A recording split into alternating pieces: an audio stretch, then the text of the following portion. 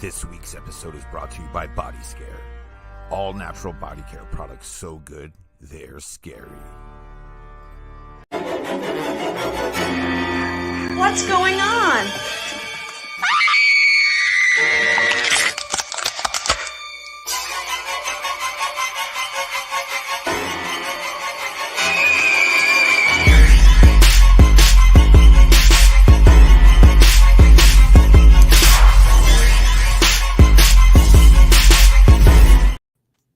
Hello and welcome back to an all-new Zombie Horde podcast, where I, your host, Vlad the Rad, and my good friends, Michelle of the Dead and Patrick Von Smithenstein, hang out weekly and talk rad stuff. And this week we got an awesome guest, Ross Allison. Paranormal Patty, why don't you do the introductions? Oh man, throwing me on the spot. Holy Hell cow. yeah. I don't do this. I'm horrible at introductions. This week we have the one, the only, the rock star of the Pacific Northwest for paranormal investigations, Mr. Ross Allison. I cannot be happier to have you on the show. I'm going to scream from the rooftops for a minute and make you blush.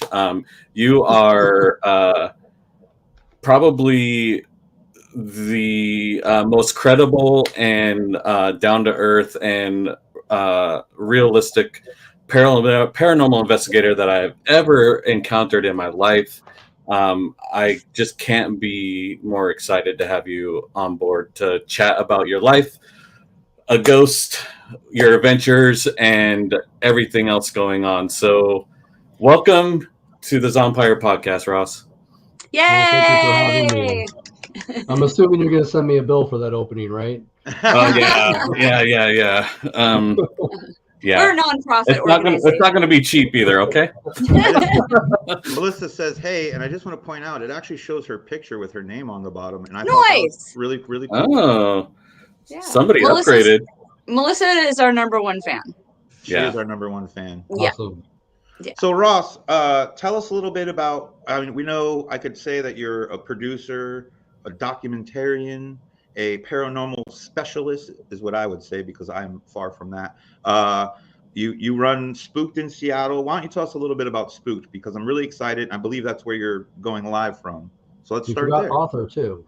Oh, author as well. Yes. Yeah, can't forget that. There's a lot of Many titles in there. different projects there. But yeah, I'm actually at Spooked in Seattle. This is our headquarters where we run a lot of our tours in the Seattle area. We're in the heart of Seattle in Pioneer Square, where it all begun for Seattle, the historic district. And we actually have a little death museum right behind me. So you can actually see my collection of very morbid things, from haunted objects.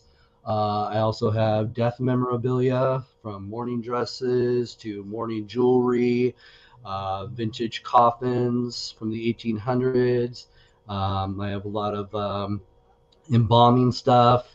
And then I also talk about the morbid customs that people would do, like, postmortem photography, which I'm sure you guys are familiar with. Yes. So we got a lot of that going on here, and a lot of people just come to see the creepy stuff that we have as well, like the Mr. Creepy right behind me here.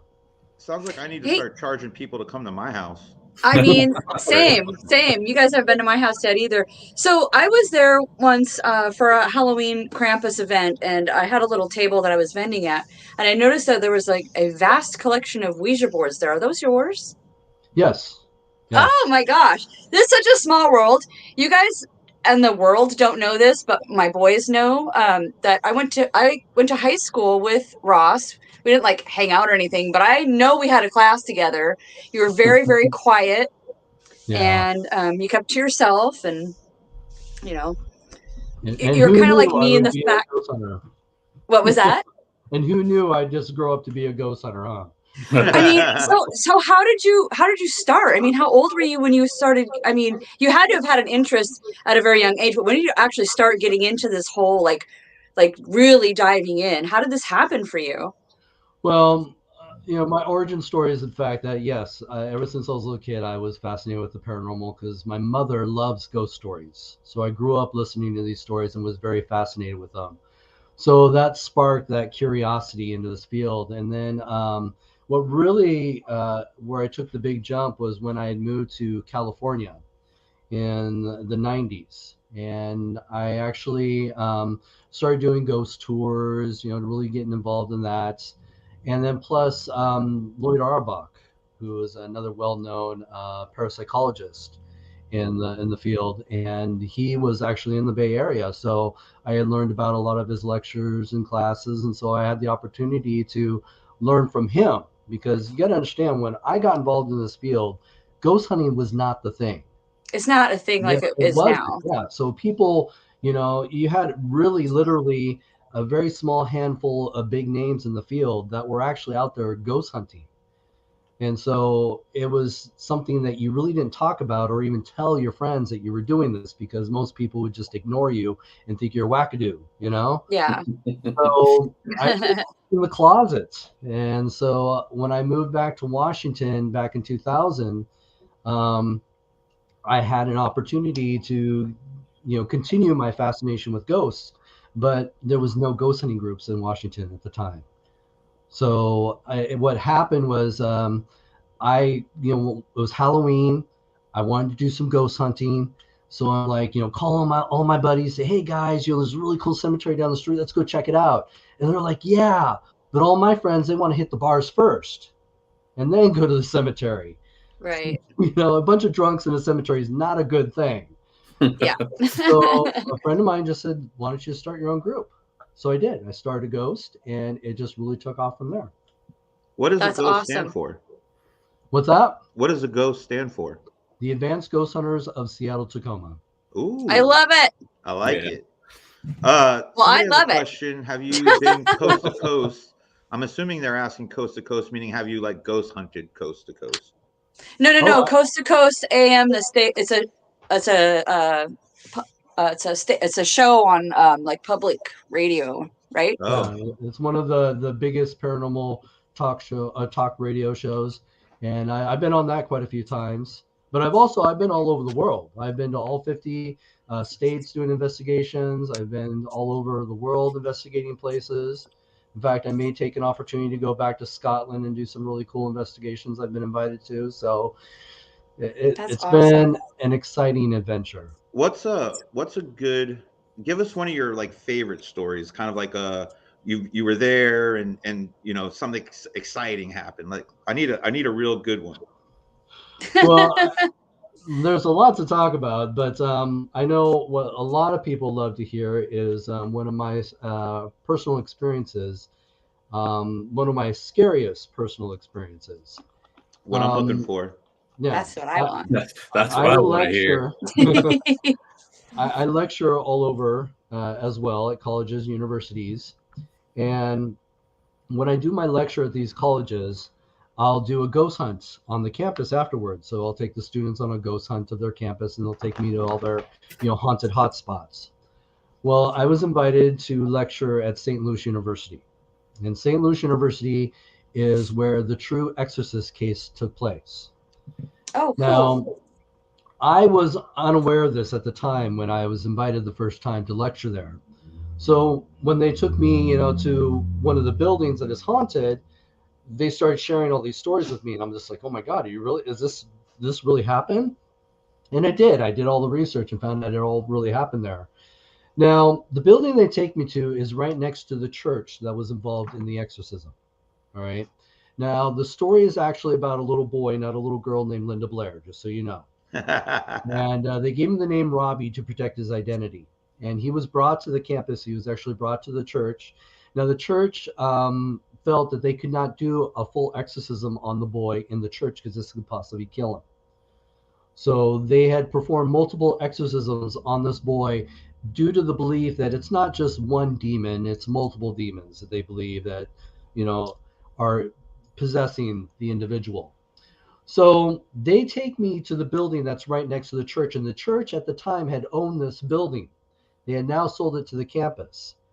But when they did own that building, they used to run, you know, Sunday schools up there. They had nuns lived upstairs on the fourth floor, and this is where a lot of the activity happens, is on the fourth floor.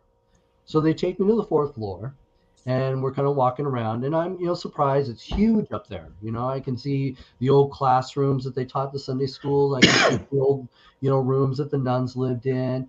And they pointed out one of the rooms where a nun had committed suicide. And I'm thinking, oh, this is great. A nice, good lead here. And we just go through all these different rooms. And I'd asked, I said, why doesn't the campus utilize this space? Because, they could do all kinds of stuff. They have classrooms up there. And they said that they've had so many problems on the 4th floor that they've completely abandoned it. And so I'm like, okay, it's interesting. And when they say problems, they're referring to paranormal problems. So we continue to walk around, and we get into this one room. And as soon as I walk into the room, I heard this crunch underneath my feet. And I kind of looked down and I realized, oh, I'd stepped on a dead bird. Now, that wasn't unusual for me. I've been in a lot of abandoned places, and you run into dead animals every so often. So I really didn't think much of it, but I did kind of kick it over to the side so no one else would step on it. But then when I shined my light through the rest of the room, I was surprised to find that the room was just filled with dozens and dozens of dead birds. Whoa. Now, what made this odd for me was the fact that I had already been through most of the building, and I had not come across any dead animals.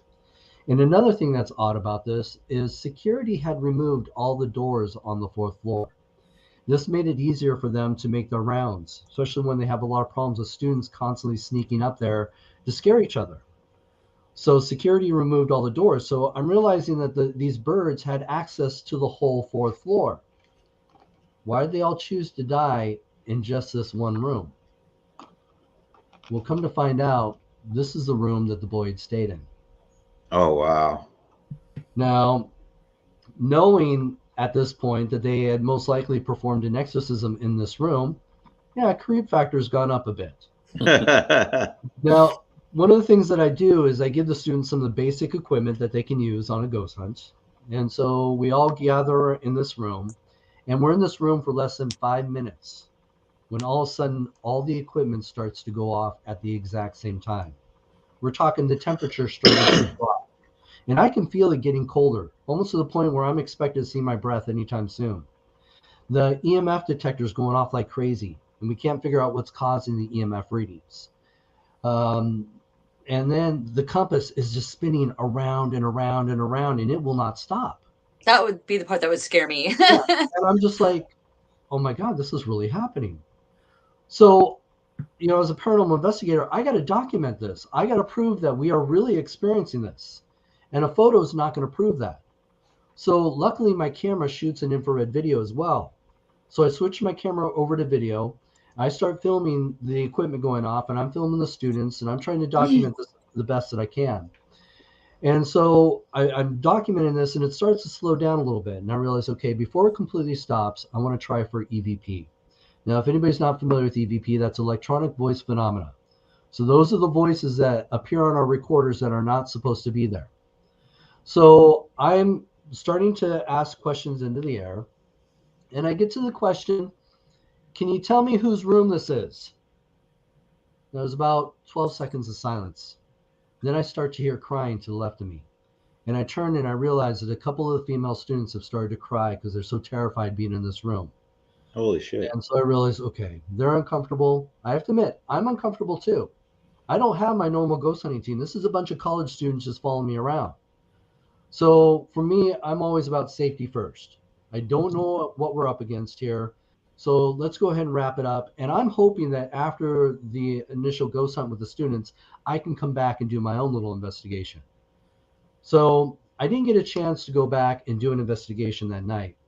But when I finally got home after my lecture tour, I started to review all the evidence that I collected at all the campuses. And I got to that video. And I got to the part where I'd ask, can you tell me whose room this is? To my surprise, I got 2 responses. Now, I will edit this. I don't want to offend anybody in your audience, but it basically said, F you, it's mine. Well, you can go ahead and say fuck you. That's exactly what he said.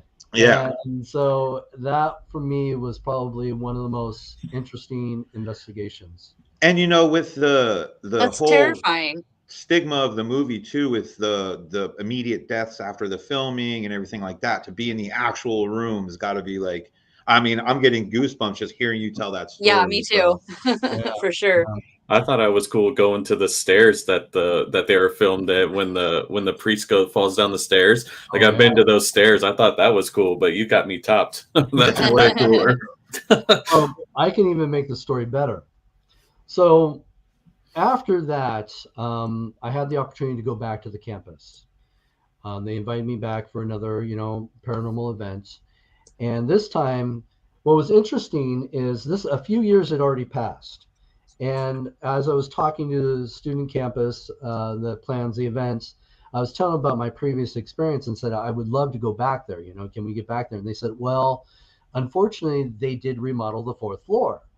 So they had opened it up to offices and stuff like that. And there's a big meeting room up there and everything. So I said, well, I'm kind of going by memory, and I'm trying to give them the best directions I can to where that room would have been, because I would love to at least go back to that spot.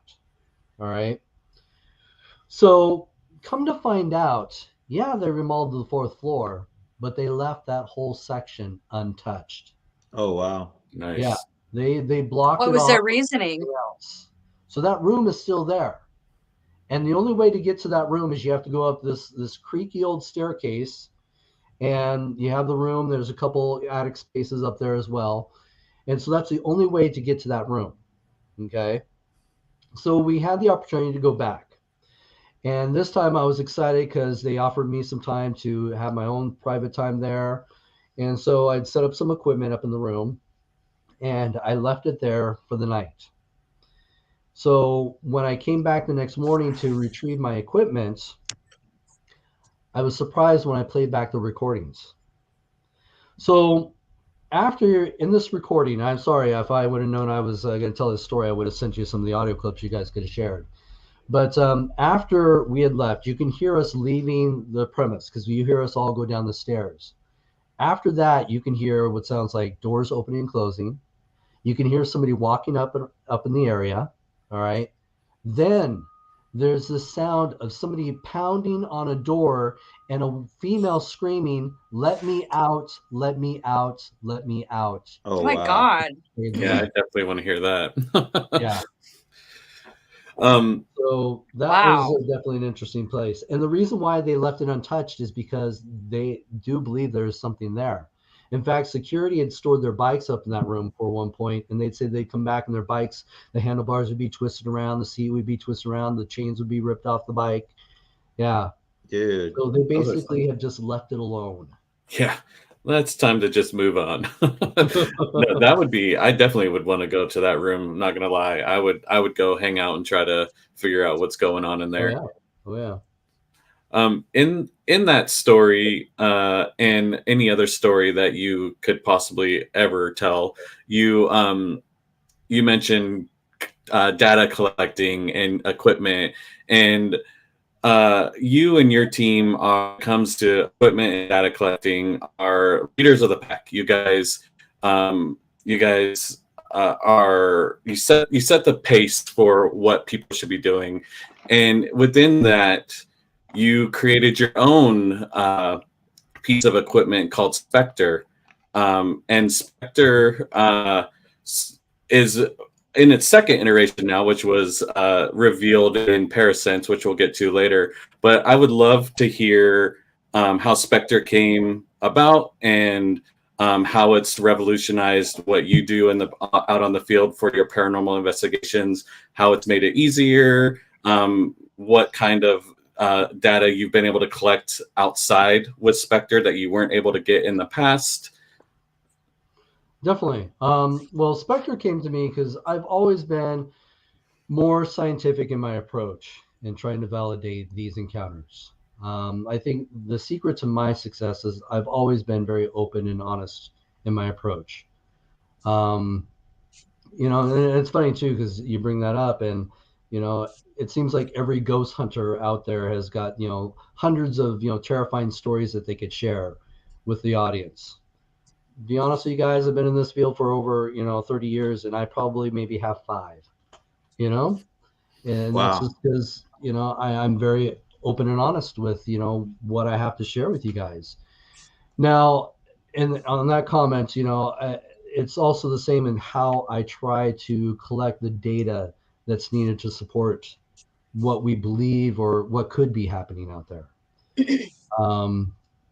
And I think that's one of the things that we've really failed in this field, is because if you look at the television shows, ghost hunting is very popular. A lot of networks have their own ghost hunting shows. And the shows have been on for going on almost 20 years now, or even I think it's 20 years now. God, it's been that long? Yeah. Damn. Yeah. And the technology hasn't changed hardly at all. The way they investigate hasn't changed hardly at all. It's just the same thing over and over and over again. And it's been very frustrating for me, because the fact of the matter is, and I've been approached by networks, you know, wanting, you know, having me on their show, and I really try to bring more science to it, and they tend to poo-poo the idea because they believe that the science, the data, is boring. You know, they want, you know, the drama, the instant drama, because that's what the audience is expecting to see when they watch these shows. And so, you know, for me, I wanted to put together something that helps us to understand the environment, because what people don't seem to understand is there is no such thing as a ghost meter. There's nothing out there that's going to tell you, yes, you have a ghost in your home. I wish there was. There's people that claim that they have devices that do this, but a lot of it, just to be honest with you, is suggestive. Right. So I wanted to have something that read the environment, because that is the most important thing that we have to understand. What is happening in the environment when people have these encounters? And so the best thing that we can do as ghost hunters is just collect a bunch of different devices that help us to understand temperature, EMF, you know, barometer, all these different elements that help us to record that, to let us know that when something that we claim is paranormal happening, that we can see if there's any changes in the environment to validate that. That is our first step in trying to understand what is happening in the paranormal field. We need that data. Yeah. We're just going to be running around chasing ghost stories. And most of the ghost stories that we do here tend to be made up or dramatized. It just takes us down too many dead end roads. We need the data to help advance us. And so I just basically started to research, trying to find out, you know, what kind of equipment out there was, you know, reading the environments. And so I had come up with the whole Spectre system, which was a bunch of different sensors that you put in a controlled environment, and it just read the environment. And it let us know if anything was changing in the environment that we couldn't explain. And there was just a lot of interesting things that we were getting with that. And since, you know, Spectre started becoming, you know, more successful in collecting the data that a lot of ghost hunters were not collecting. You know, I'm collecting information that these guys are not even collecting. And so once we got to the point where, as you're going to talk about, you know, Parasense, or my documentary, it really expanded from there, because I had the opportunity to work with a very gifted scientist who saw the value in Spectre and was able to, I guess, update it and advance it to a point where it was able to collect more data and also give us a better understanding of the environment, because now, for the first time in history, we can track phenomena, which no one has ever been able to do or has ever tried. So that was another big groundbreaking thing with Parasense.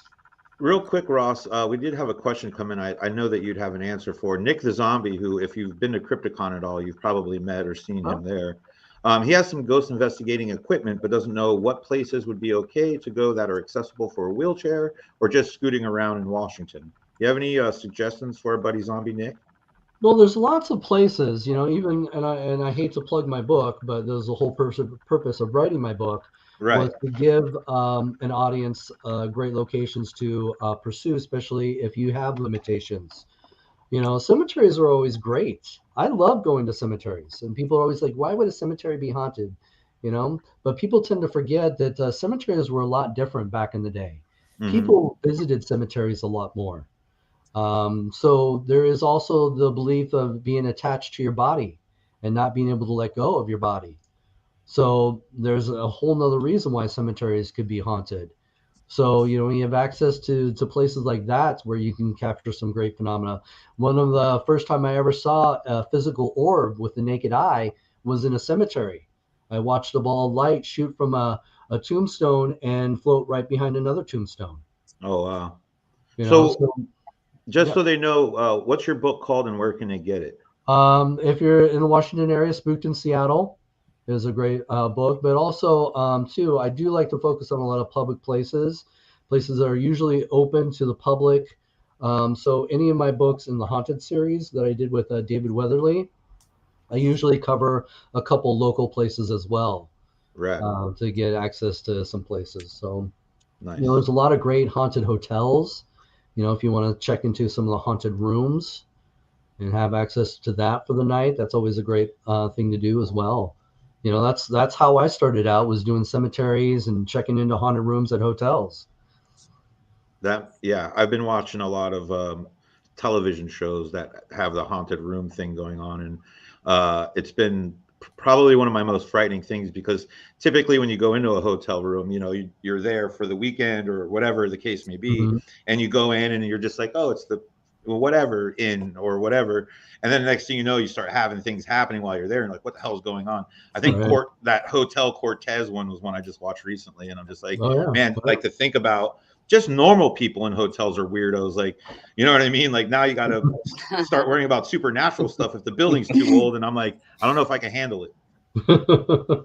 I'm trying to relax. Leave me alone, ghosts. But that does lead me into Melissa's question, which is, do you go into investigations? I mean, I would think open-minded, but do you go in with a level of skepticism? Are you It's both. skeptical? You have to go in with both, having an open mind, because we don't have all the answers. Right. A lot of people want to say that they're experts in the paranormal field, but it really doesn't come from, just saying that I've been ghost hunting for, 20 years plus. It really comes from experience. Because even though you say, yeah, I've been investigating for 20 years, how often are you actually going out and investigating? Because it's getting out into the field that's going to really give you the experience. Right. So when I say, I've been investigating for over 30 years, yeah, I'm pretty much going out there almost every weekend, checking out places. Yeah, it's not like you're going once every 10 years. Exactly. I've been investigating for 30 years, but I've gone I've been twice. doing it for 30 years. I've done it thrice. Right. Exactly. It really comes from experience, because I can have the best evidence out there and saying, yeah, here's a ghost walking up to the camera going, boo, I'm a ghost. Believe me, it's a ghost. But if you are, skeptical, you're just going to judge my credibility. You really have to get out there and have the experience for yourself. That's going to help you to understand or have an idea of what could be happening out there. So this really all does come from experience. I think that's what makes our experts in the field. When you first started out, between then and now, obviously your knowledge grew and everything, but did you feel kind of like now that you notice more, or that you acknowledge more around you?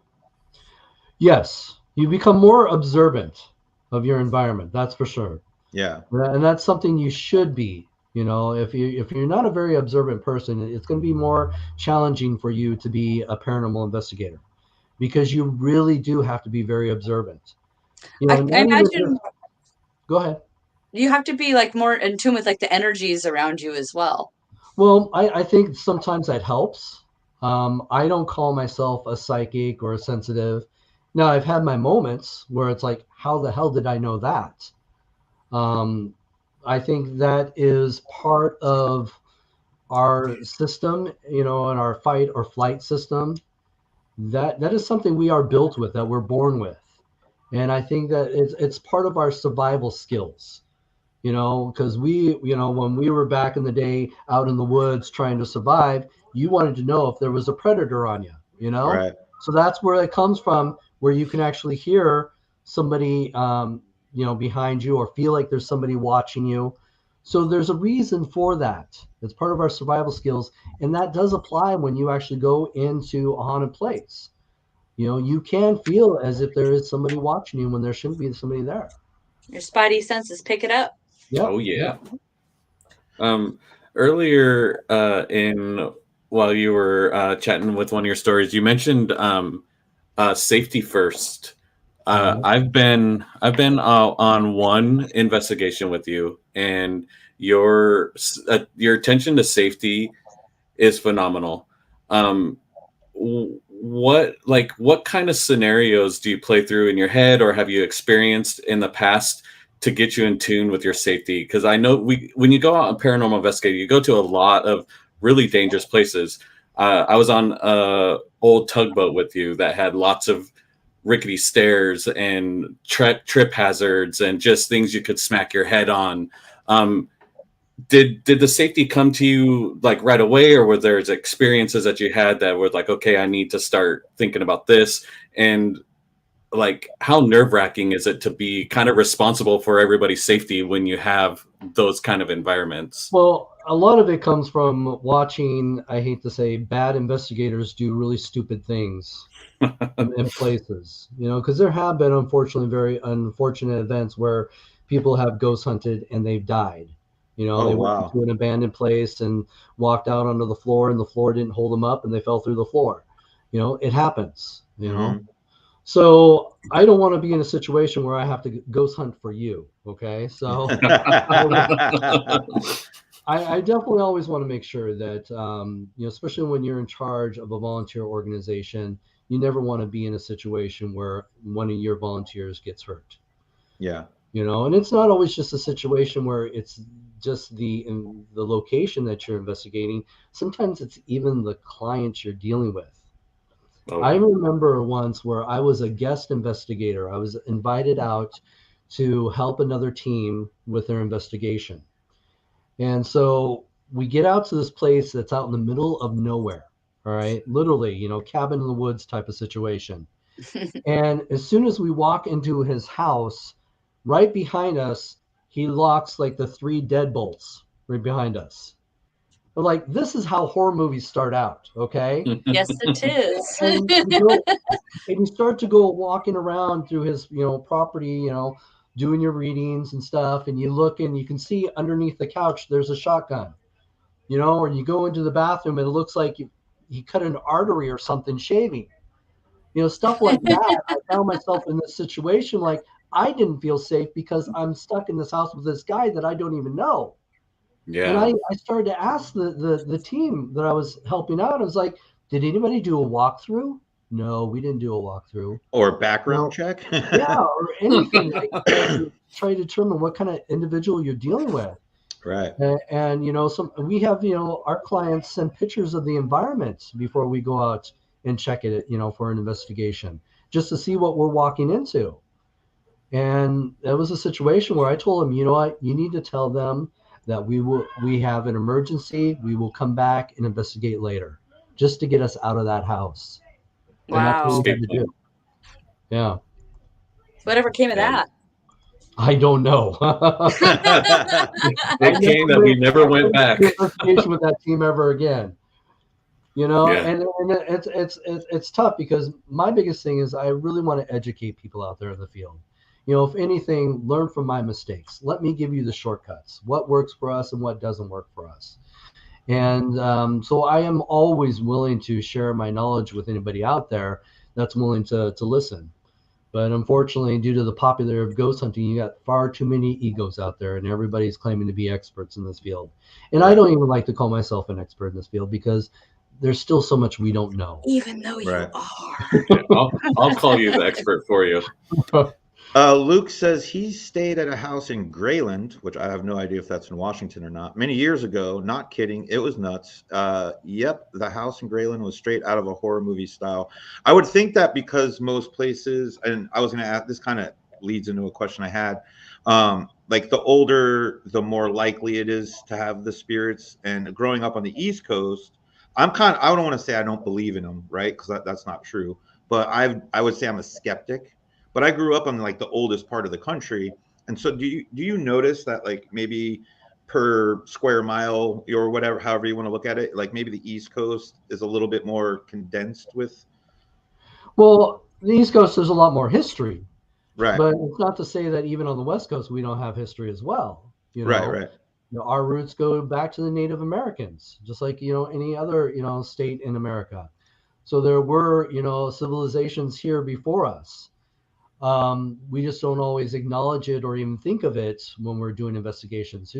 People, always want to assume that all ghosts are Victorian, and they come from the Victorian era because that's where a lot of the big ghost stories came from, and that's not true. There's a lot of false hoods when it comes to ghosts. And that's one of the things that I really try to correct in this field. The biggest problem we have is when people are telling ghost stories or trying to claim that a place is haunted, like a haunted hotel.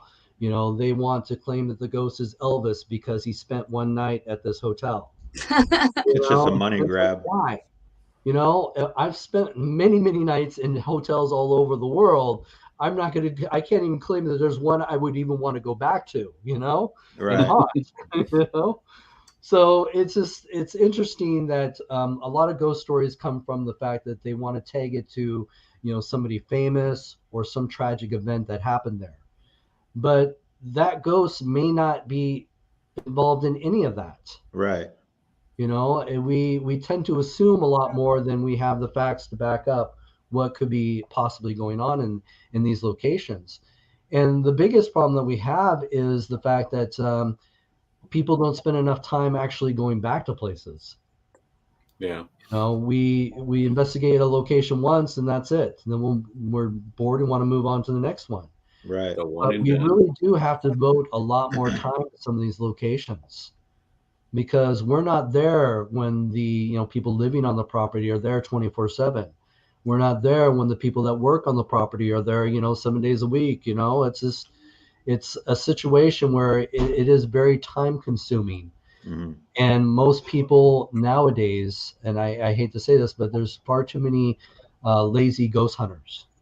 They want the instant gratification. They don't want to go back and watch 40 hours of video and audio.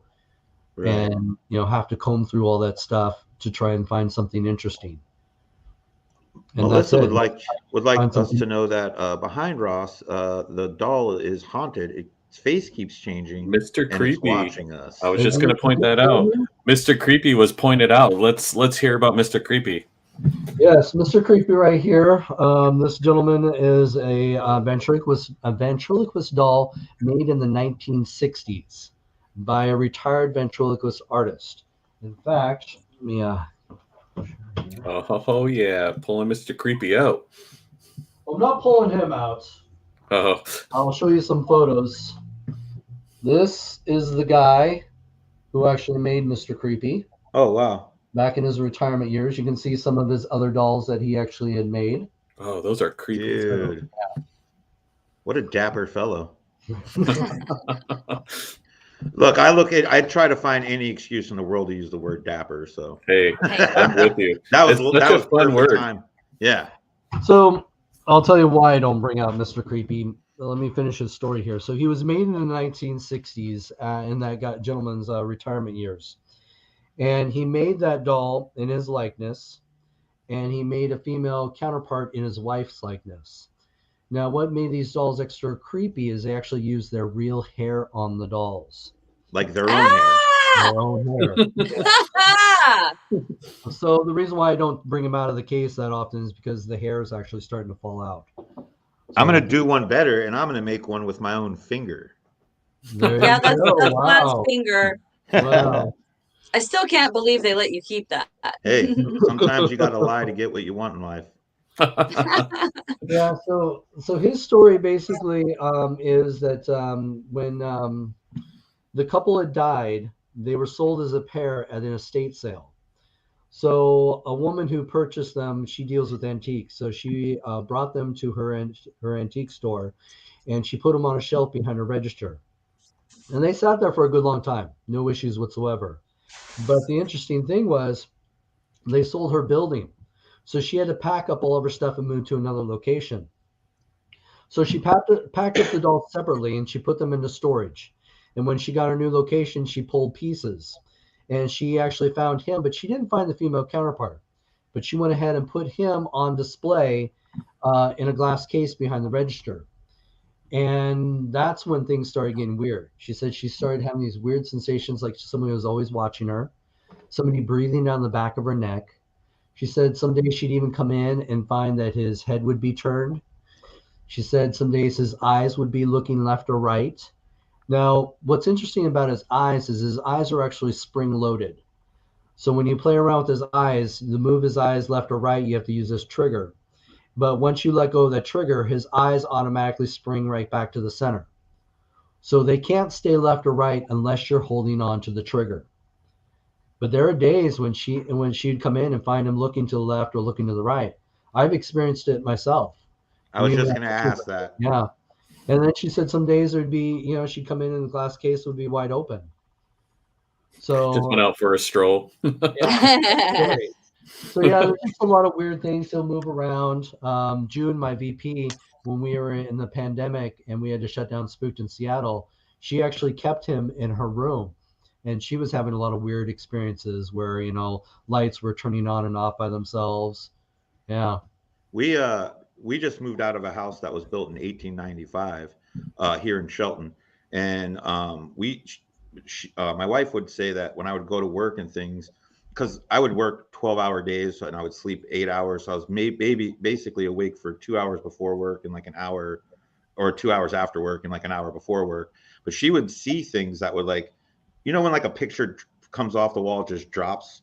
These ones would actually shoot out like a good couple feet and fall down. Wow. And there was a lot of things that I would like. I'm one of those people, if I come in in a room and an action figure is turned even the littlest bit, I see it immediately. Like I notice it, and it mostly as a joke. But for a long time, I'd come home like, who the fuck did you have over here and why were they touching my stuff? And she's like, I swear to God, nobody was here, and I believe her. You're gonna touch my drumsticks. There's a nick in one of them. Yeah, I'm totally that guy. Like I'll see it immediately when I walk in the room and I'm like, what? Why was this touched? He's like, I swear to God, I didn't touch it. And like I said, being the skeptic I am, I personally never witnessed anything. I would see stuff fall off the wall, and it happened a lot, like probably more than it really should. For anybody's house, no matter when it was built. But yeah, it was just always something that just kind of like, she would always mention it to me. I'm like, I never see it. And I just go to work. And, but yeah, she would say like things would shoot off the wall, like fly at like, a couple of feet. And I was like, that doesn't make sense. That's weird. Wow. Sounds like a ghost needs to go pay a visit to that house. There you go. They're remodeling it right now, so I don't. Now's probably the best time. So I think it's time, Ross. I think it's time to talk about Parasense. I'm excited. What can you let our viewers know what Parasense is and how it became about? You bet.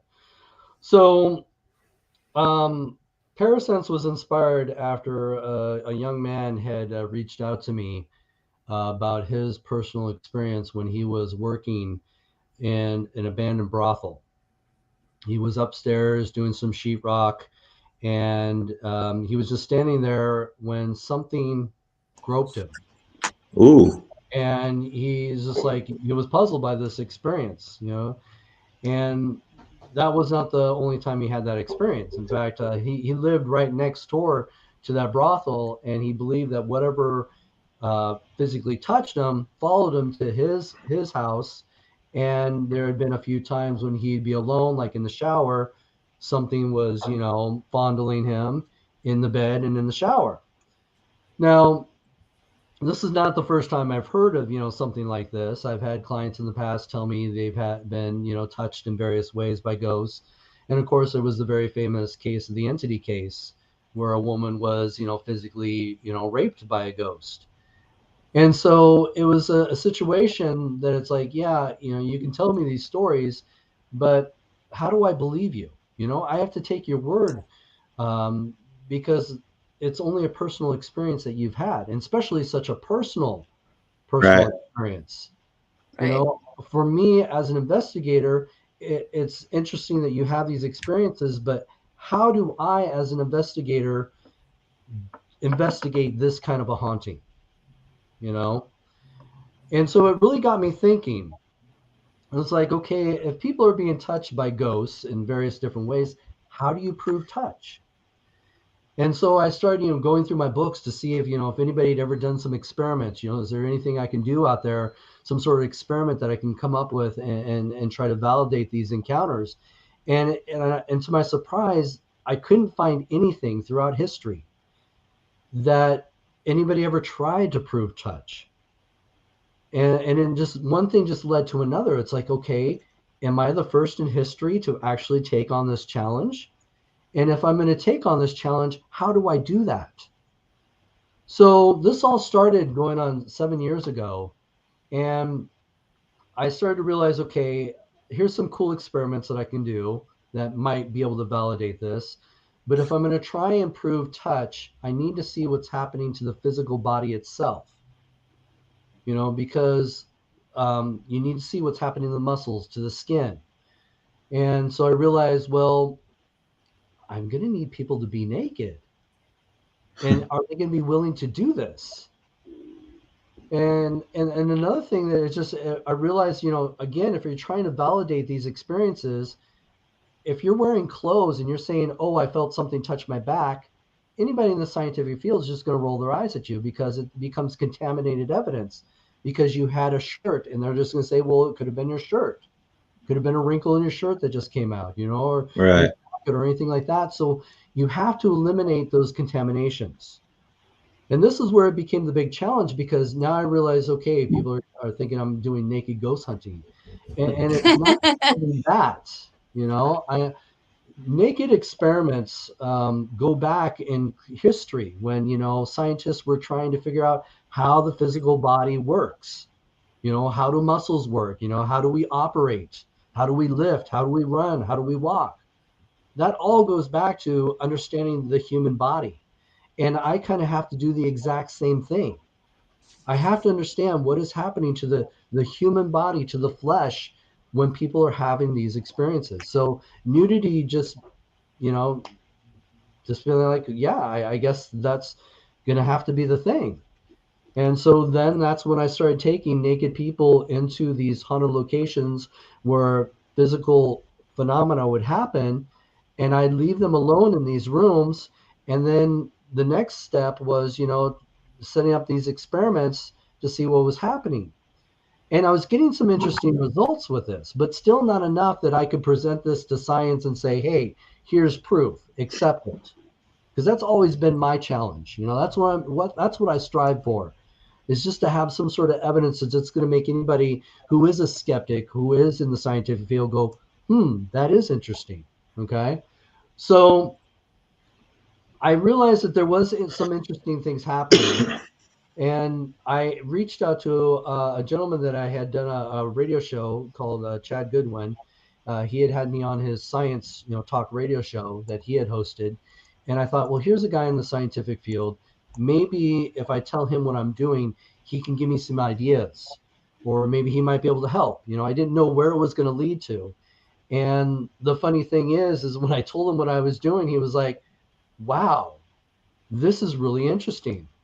And he wanted to be involved. And so I was like, this is amazing. I can have somebody in the scientific field, follow me around and help me, to advance this research. And so we took the Spectre system, which he really loved, and we basically converted it into 4 different systems. And now we set somebody in a chair in the center of the room, and we have these 4 devices, one north, east, south, and west. So now we have a 360 reading of what's happening around them. And we did some experiments and had some amazing results. Wow. And so with all this information, we put it together in a documentary, and it just launched.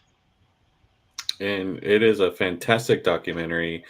I picked it up on iTunes and gave it a watch. And I got to say, that, like you were saying earlier, there's a lot of paranormal TV shows out there. There's, ghost ghost hunters, there's Zach Baggins, but when you watch those things, you're like, it just feels like entertainment, right? Like, oh, cool, I'm watching a bunch of people run around screaming and they're scared. It's all very scripted, right? Mm-hmm. Yeah. Watching Parasense was a whole nother experience. Like, it felt real. Like, it didn't feel like a movie.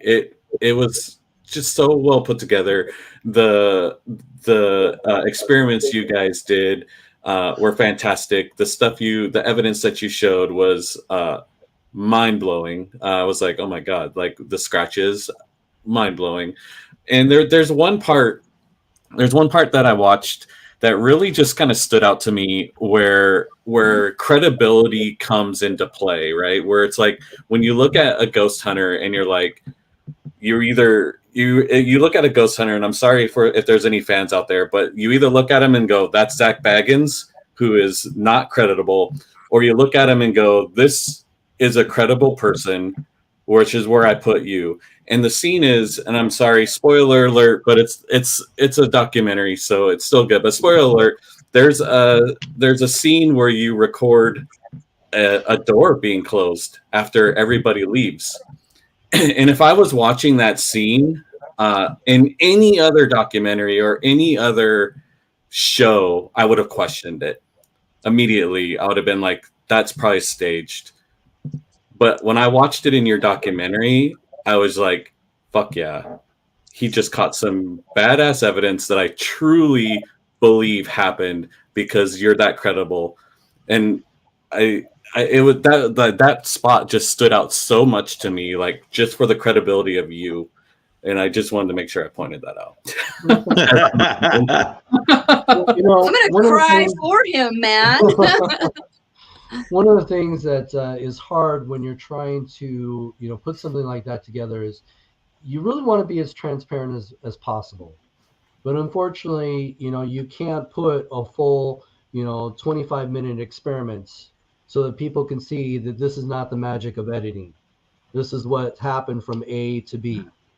So right now you just have to point out the highlights, and hopefully the audience will accept what you have to offer as legit. Right. And one of the things that I really want to do with this research is, we are trying to set up a website so that we can put the experiments out there, the full experiments. Still, we have to blur everything, for modesty reasons. But I want the experiments out there unedited so that people can see this is what really happened during the experiments. This is not the magic of editing, and it makes us more transparent in what we're trying to present. And another big challenge that we have is, can we make science entertaining? Because most people are bored with the ones and zeros. They want to see the screams, and they want to see the jumps, and they want to see the doors opening and closing. And that's where it's another challenge for us, because we've had the opportunities to get this out there to networks, and they've loved. Everybody that's ever seen our research loves it, and they do believe that we are doing something different that is groundbreaking. But they're just so afraid that the audience is not going to accept it. And I've also questioned that myself: is the audience too far gone because they're so used to watching a lot of these, I hate to say it, crappy shows? Right. Yeah. That and most people's attention spans for the time it takes to get from one jump scare to another, Right. regardless of whether it's valuable information, they'll skip right through it in order to get to the next one. Right. Well, and you bring up a good point with attention span, Vlad. The timing on Parasense is fantastic. Like attention span is like, it's not an issue. Like just the timing from when you go to like showing the investigation to talking about it, just from pace to pace to pace, the timing is phenomenal. And that's one of the things that we learned when we were putting this together, working with professionals in the field of, putting shows together. We learned that, you kind of have to keep the audience engaged at all times. They're Right. not going to want to hear always the explanation of the science behind it. And that's frustrating for me, because I want to see the science behind it all. and so it's one of those things that you kind of have to give and take a little bit just to kind of fine tune it. And we're still trying to fine tune it. That's just, we call that the first one our origin story. And so we have all these great ideas that we want to do as we started filming the next one, because the research isn't done. We opened possibly the eyes to that there's something out there. We captured data that validates that when these individuals got scratched, something happened to them. Something physically showed up in the room. Something came into the room and immediately left. The data's there to prove it. So now we just got to, get more of that. Yeah. So. Is there anything that so we got that's Parasense is available on iTunes. I think it's Amazon Prime, correct? Yep. Ooh, I have Amazon Prime. Most of us do these days, Michelle. Don't burst my bubble. I don't know what was so funny about that to me, but that was freaking hilarious. Ooh, I have Amazon Prime. Hey, I'm a funny dude. And if you don't have any of the streaming networks, you can also buy it on Amazon on DVD. And Ross will sign it for you. Nice. Yes, In Blood is extra. Ooh, okay. How much extra? That was my Asking second for a question. friend. We'll talk later. Okay. So you got that. We got Spooked in Seattle. That's in, you said, Pioneer Square. So if anyone that's in the Seattle area, or if you are going to be in Seattle, definitely check out Spooked. Is there anything else you want to plug while we got you here? Well, definitely Parasense. I'm hoping your audience will give it a chance. Check it out. We're really trying to let people know that if you're looking for something different, right, give us a chance. And so definitely that. Check out my books. You can always find my books on Amazon as well. Is there a trailer for Parasense that I can share in our group?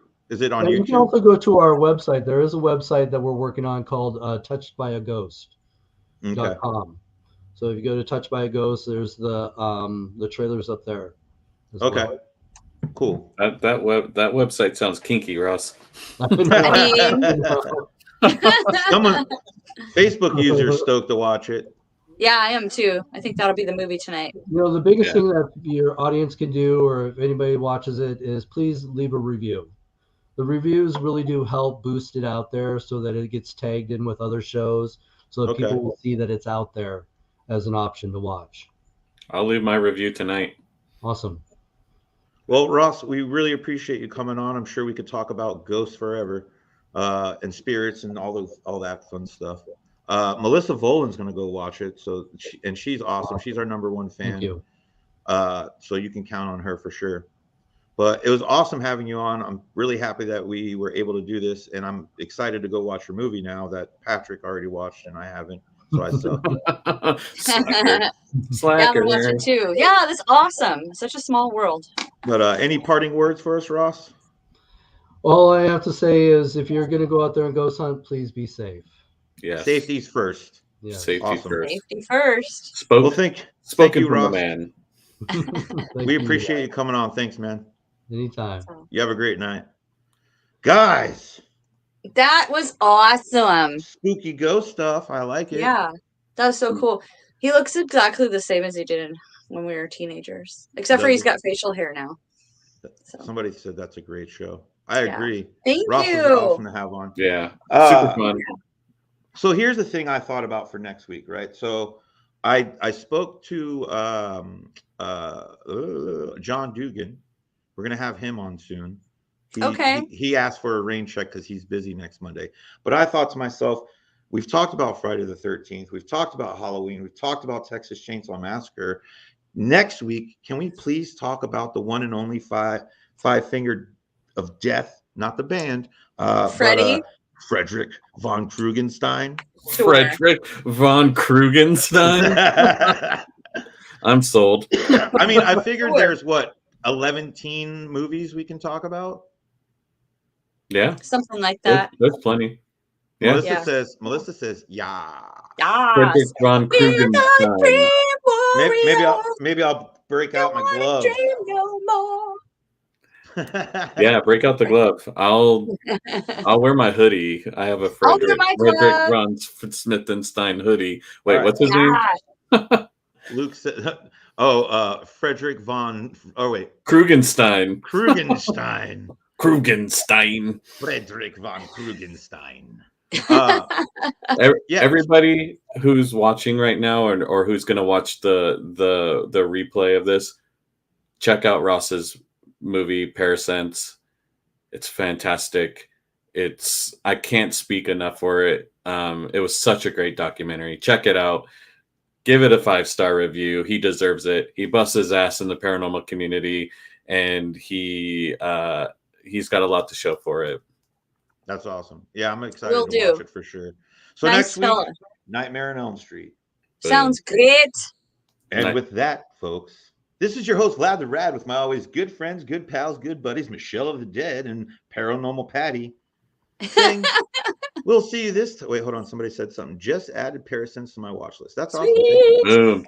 But Awesome. with that said, until next week, we love you. You love us. Nightmare on Elm Street. Welcome to prime time, bitch. Be it.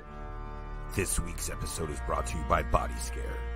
All natural body care products so good, they're scary. What's going on?